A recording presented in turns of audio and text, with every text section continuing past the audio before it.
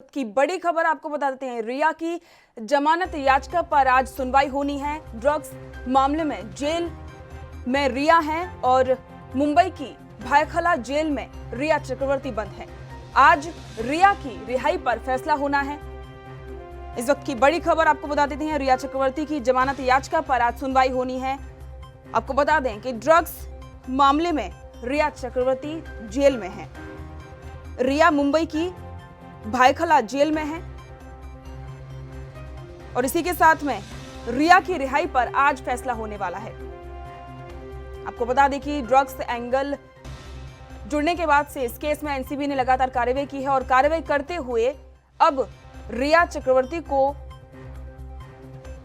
Jail भेज दिया गया है। रिया चक्रवर्ती की जमानत याचिका पर आज सुनवाई होनी है। इसके बाद में फैसला होगा कि रिया चक्रवर्ती को जमानत मिलती है या फिर वो अभी भी जेल में ही रहेंगी। आपको ये भी बता दें कि रिया चक्रवर्ती मुंबई की भायखला जेल में बंद हैं।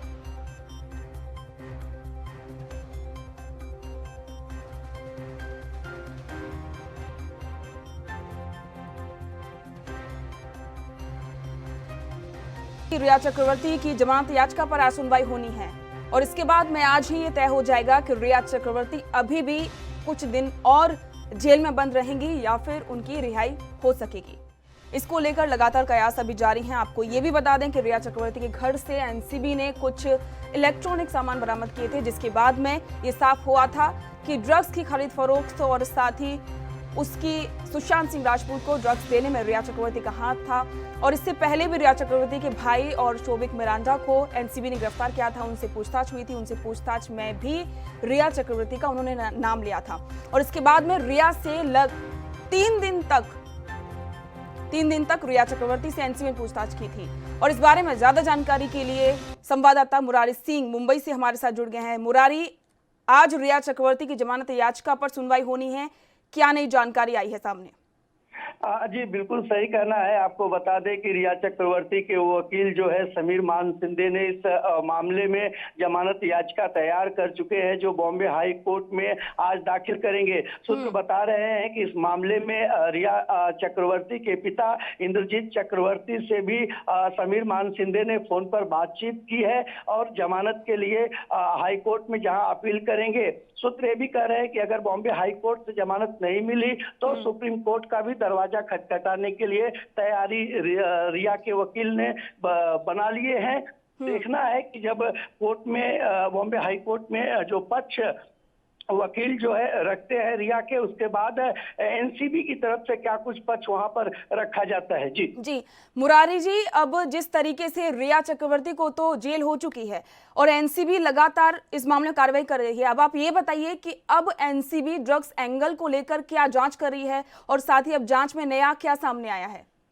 देखिए, एनसीबी अब रिया चक्रवर्ती के उस बयान और खुलासे पर काम कर रही है। सूत्र बता रहे हैं कि एनसीबी अब उस तमाम सबूतों और दस्तावेजों को भी जमा करना चाहती है, उसके बाद उन लोगों पर हाथ डालना चाहती है, क्योंकि सूत्र ये भी बता रहे हैं कि जो लोग हैं उनमें 5 से 7 लोग बॉलीवुड के काफी नामी गिरामी लोग हैं और यही वजह है कि पिछले 2-1 दिनों में एनसीबी जो है मोबाइल नंबर और उनके नेटवर्क के जरिए उन तमाम सबूतों को जमा कर रही है। बहुत जल्द ही इस मामले में कई लोगों को पूछताछ के लिए एनसीबी कार्यालय के लिए सम्मन जारी हो सकता है। बिल्कुल मुरारी, एक बात और है कि इसके लिए एसआईटी की टीम का गठन किया गया था। दिल्ली के एसआईटी टीम को ड्रग्स एंगल की जांच के लिए सौंपी गई थी, तो अभी एसआईटी की टीम की जांच कहां तक पहुंची है?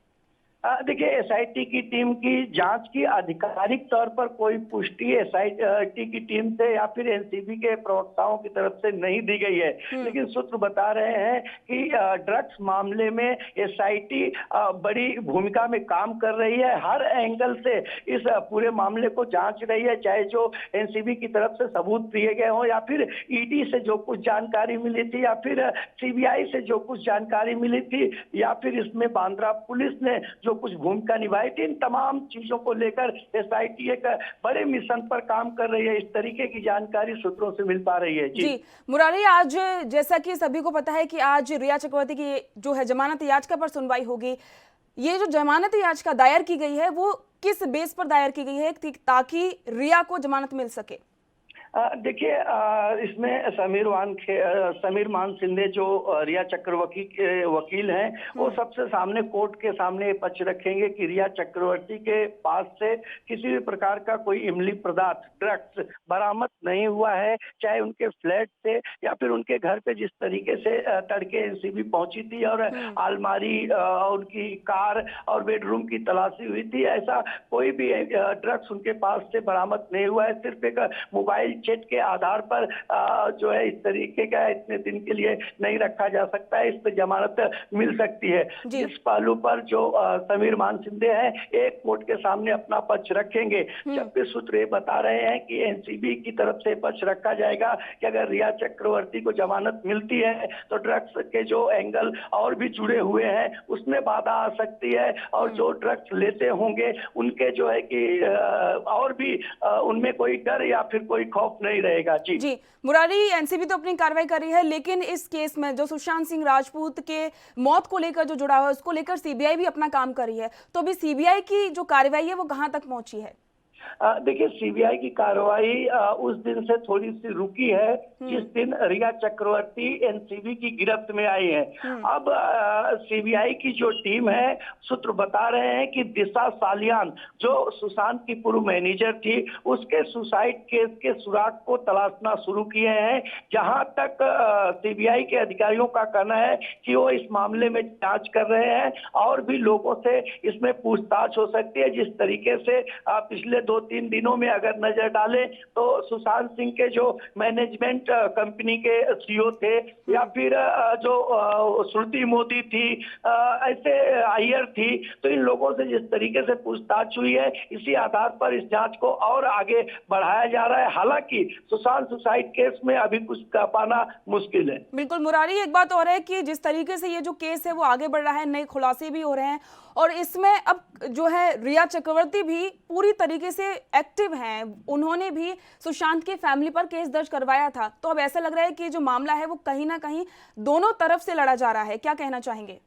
जी, ये कहना गलत नहीं होगा। जिस तरीके से सुशांत के फैमिली ने रिया चक्रवर्ती के खिलाफ जो है पटना में नामजद एफआईआर दर्ज कराया, उसके बाद उनकी बहन बांद्रा पुलिस स्टेशन में शिकायत की और अब 7 घंटे रात 7 घंटे पुलिस स्टेशन में सांता क्रूज में रह करके उनकी बहन मिट्टू सिंह और उनके दूसरी बहन और उनके जीजा जी के ऊपर इन्होंने एफआईआर दर्ज कराई थी। तो ये कहना गलत नहीं होगा कि लड़ाई अब आमने सामने की हो गई है। रिया और सुशांत की जो कह सकते हैं कि जो लव मिस्ट्री थी वो अब पूरी तरह से बगावत मिस्ट्री पर बन चुकी है। बिल्कुल मुरारी, एक बात और है, इस केस में सिर्फ रिया और सुशांत की फैमिली नहीं है बल्कि शिवसेना और साथ ही कंगना रनौत का भी पूरी तरीके से इस केस में इन्वॉल्वमेंट हम देखने को मिल रहा है। क्योंकि जिस तरीके से कंगना ने इस मामले में शुरुआत की थी, उसके बाद में शिवसेना के जो सांसद है संजय राउत, वो भी काफी एक्टिव हो गए थे। उन्होंने इस तरीके से प्रतिक्रिया दी है कि आज ये मामला काफी ज्यादा बढ़ गया है। एक तरफ जहां सुशांत की बात की जाए और वहीं दूसरी तरफ कंगना और उन दोनों के बीच में जो झगड़ा है वो काफी ज्यादा देखने को मिल रहा है। क्या कहना चाहेंगे? इस केस को किसी ना किसी तरीके से अब पूरी तरीके से राजनीति मोड़ लेता जा रहा है।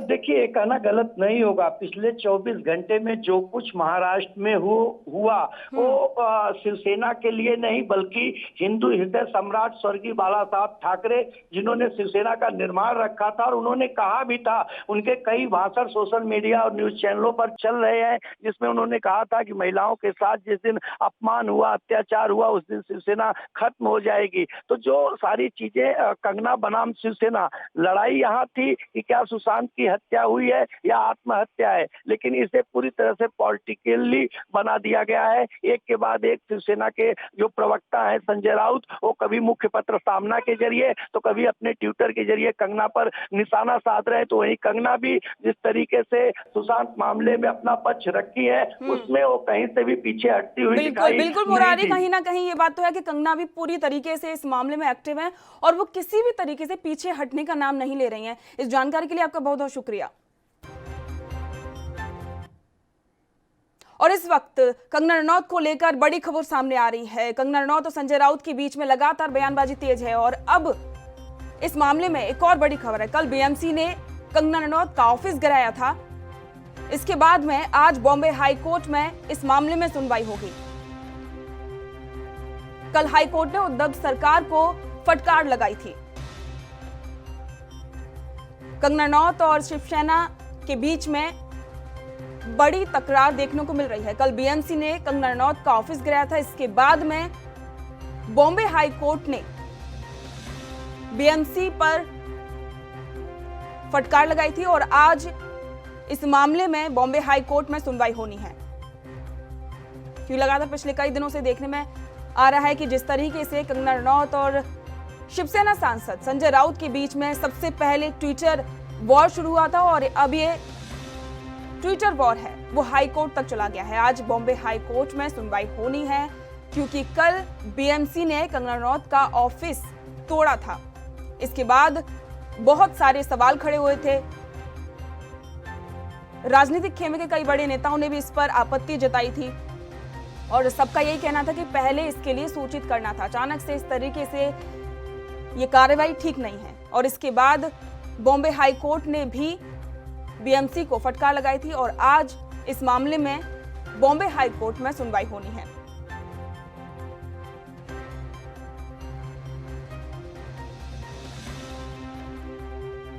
इस वक्त की बड़ी खबर सामने आ रही है।